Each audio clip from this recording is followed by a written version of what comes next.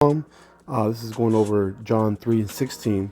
It says, for God, I'll read it verbatim. For God so loved the world that he gave his only begotten Son, that whosoever believeth in him should not perish, but have everlasting life. Okay, let's go into that word, world. Okay, we're in the Septuagint right now. Okay, this is broken out the Latin Vulgate. Also going to the Hebrew. Okay. So Strong's 2889, and it's cosmos. Okay, now this is going to an ornament, a decoration, adornment, heavily arrangement of the stars. Right. All right. So if that's the case, let's go to Deuteronomy 4:19 and 20. It says, unless thou lift up thine eyes up into heaven, and when thou seest the sun and the moon and the stars, even all the hosts of heaven, shouldest be driven to worship them and serve them, which the Lord Yahweh thy power hath divided unto all nations under the whole earth. Hold on. Verse 20. But the Lord Yahweh hath taken you and brought you forth out of the iron furnace, even out of Egypt, to be unto him a people of inheritance, as ye are this day. Okay, so as you can see, this is all speaking about Israel.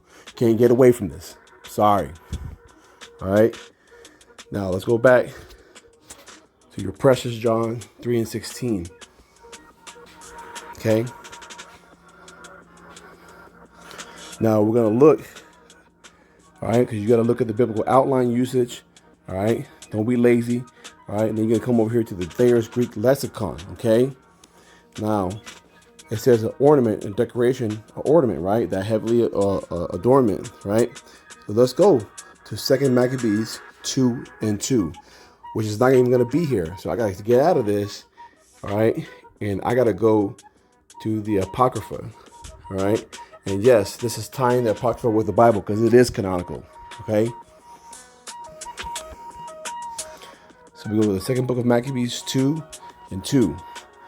And how that the prophet, having given them the law, charged them not to forget the commandments of the Lord, and that they should not err in their minds when they see images of silver and gold, which with their ornaments. Okay.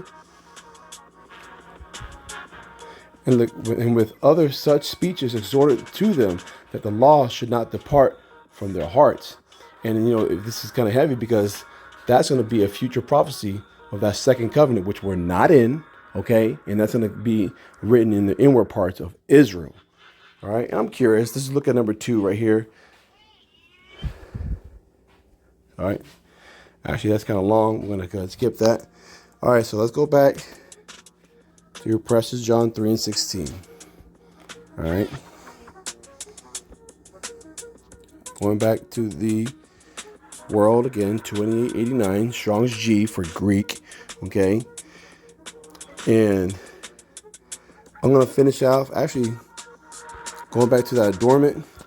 I'm going to finish off Isaiah 45:17.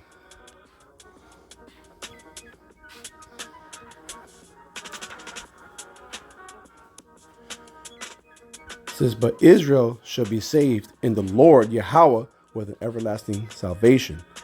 Ye shall not be ashamed nor confounded, world without end. You don't understand that? Let's go to the NLT just to the right of it. Same. All right. But the Lord Yahweh will save the people of Israel with an eternal salvation throughout everlasting ages. They will never again be humiliated and disgraced. Again, this is how you get rid of them Christians who come up to the camps, talk about John 3:16, okay? Can't get around that. This is all about Israel. All right? So with that, I pray that you, Akim Akwath, were edified. Shalom, on to the next.